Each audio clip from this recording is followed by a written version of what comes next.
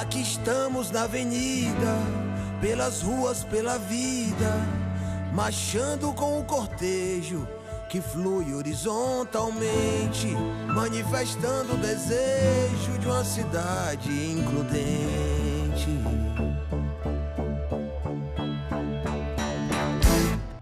Eu posso identificar como principais demandas para o serviço social a orientação, né, sobre os principais direitos trabalhistas, direitos previdenciários.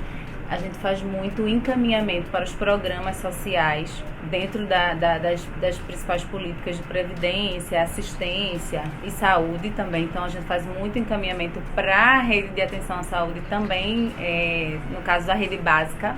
Uma das principais articulações que a gente faz dos órgãos, assim, falando em órgãos, né, são as secretarias municipais de saúde, né, e CRAS, CREAS, Conselho Tutelar, as clínicas de diálise, né? Ministério Público também. CAPS, né?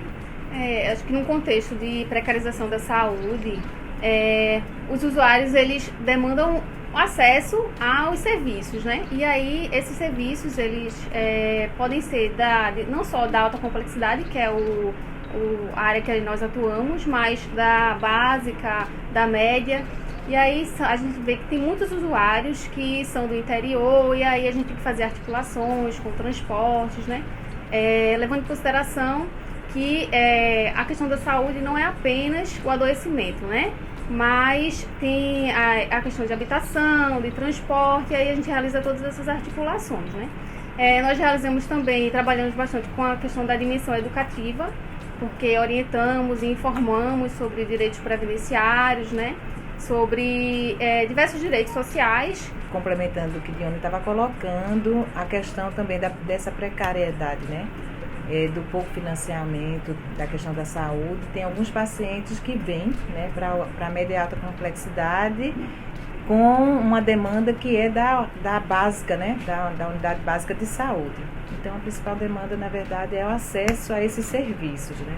As principais parcerias como nós somos um serviço de média e alta complexidade. As parcerias que a gente estabelece são com os diversos serviços, né, da rede básica, né, e básica e média complexidade, nos diversos das diversas políticas sociais, né, política de assistência, serviços da política de assistência, da política de previdência, né. A gente teve um corte muito grande, né, na questão da saúde e agora também na educação, que remete aqui também do Hospital das Clínicas, já que o Hospital das Clínicas ele está vinculado à universidade, né, um hospital escola, e isso rebate aqui também. E a demanda cresce. A demanda cresce, a questão também da reforma da Previdência aí que é chamada como reforma, né? E essa questão da reforma, ela rebate também na quantidade dos profissionais aqui, né, do serviço social, porque muitos vão buscar esse direito, né, que é a aposentadoria, e se aposentam, na verdade, antes do que era planejado, né, para não perder direitos conquistados. E não tem reposição. Não tem reposição, não tem substituição. O sistema todo é enfraquecido, né?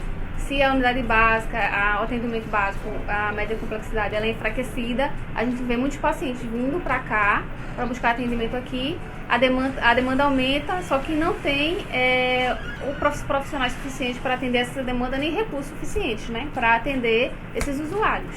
E a privatização também é um ponto importante, né, principalmente aqui na nossa unidade de saúde, por exemplo, que a gente pode citar é a fragilidade dos vínculos de trabalho, por exemplo, né, que a gente, quando privatizou aqui o Hospital das Clínicas e os hospitais universitários, a gente notoriamente foi percebido que a gente teve uma redução, né, do quadro, assim, de assistentes sociais, e as assistentes sociais que entraram foram com vínculos trabalhistas distintos do nosso, não foram do regime jurídico, né, elas já entraram com outro regime de trabalho, que foram os seletistas, que ficaram, assim, diferenciadas das assistentes sociais que já tinham. E a forma como a gente tem trabalhado é justamente nas possibilidades para que isso não gere conflito entre o trabalhador, né? Então a gente consegue, o serviço social consegue diluir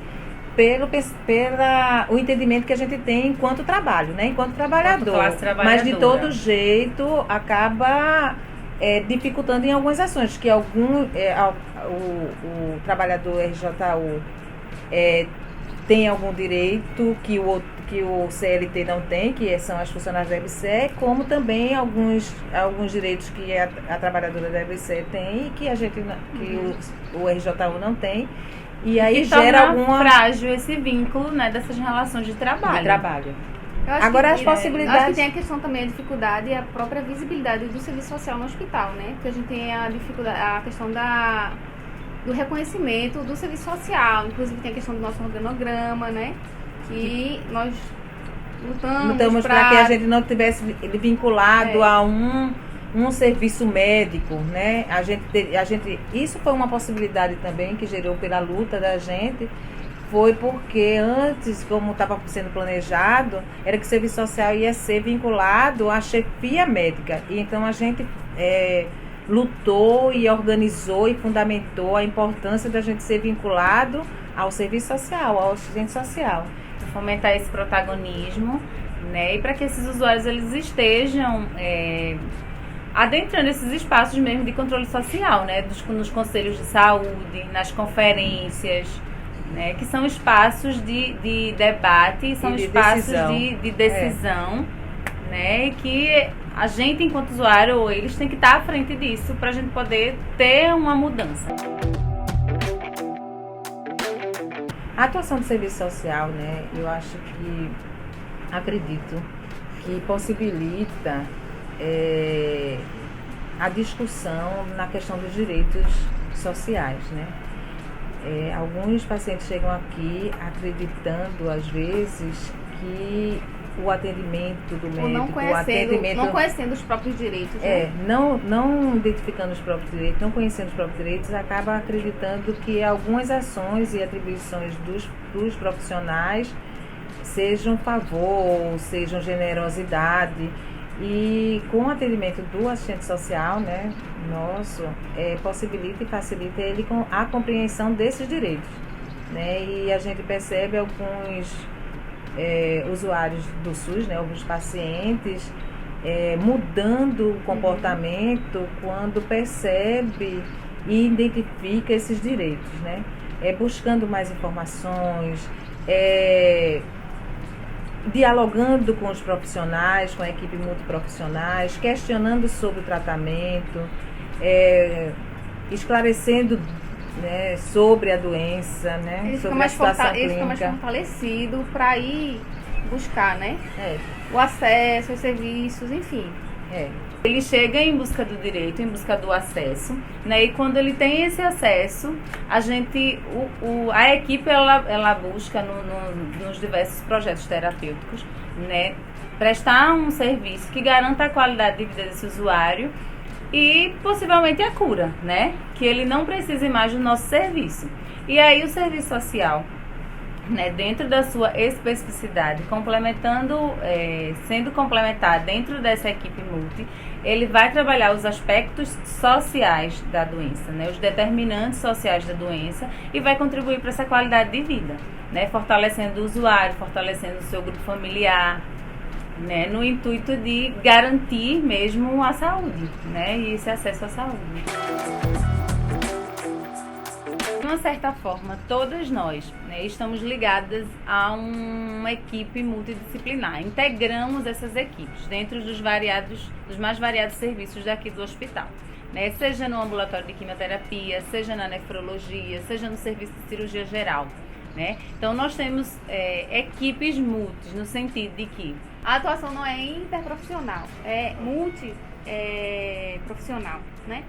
Porque cada profissional executa a sua atividade, mas não tem uma relação realmente de troca. Eu acho que na maioria dos setores, né? Pode ter um setor ou outro que diferencia. O que a gente percebe muito nessa questão da interdisciplinaridade é no serviço de psiquiatria, que já tem um modelo, né, da interdisciplinaridade.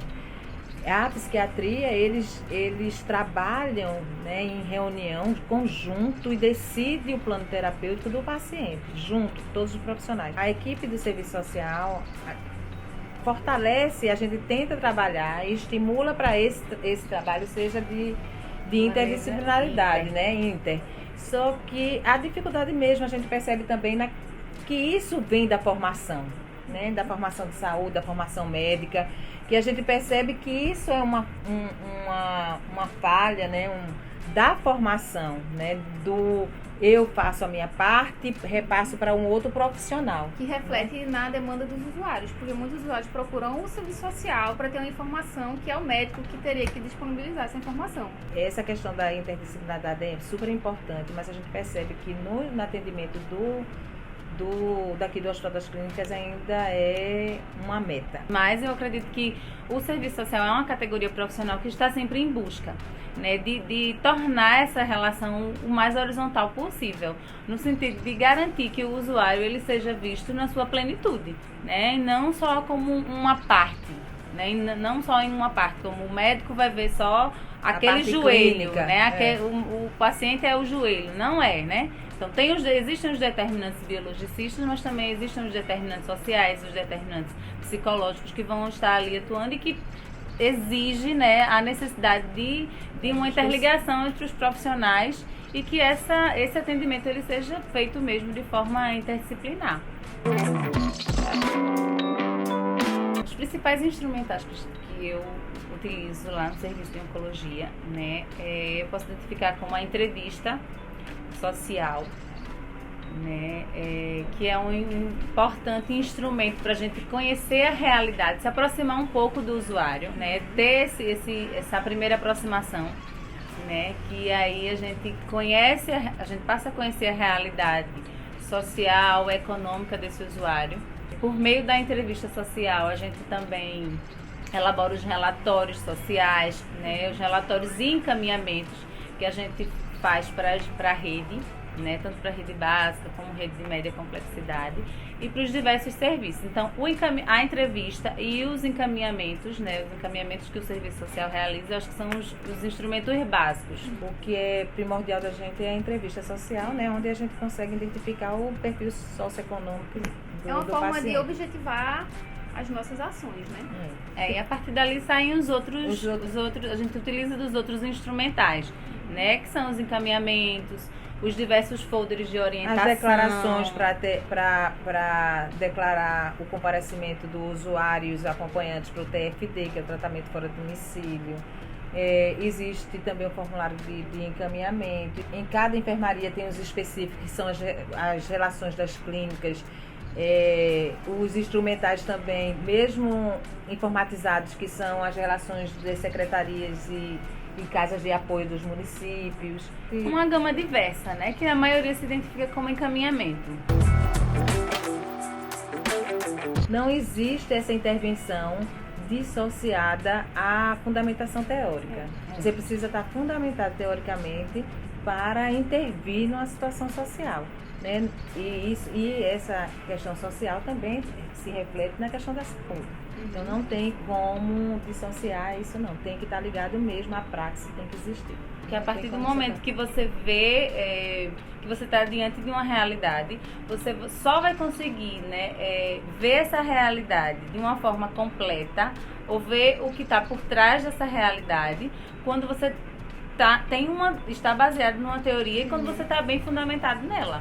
Quando chega um usuário, nós analisamos, realizamos um estudo e com base nessa teoria, nós refletimos, né, sobre a situação dele, com base na teoria. E a fundamentação teórica ela é tão importante que ela é a garantia para uma intervenção de qualidade.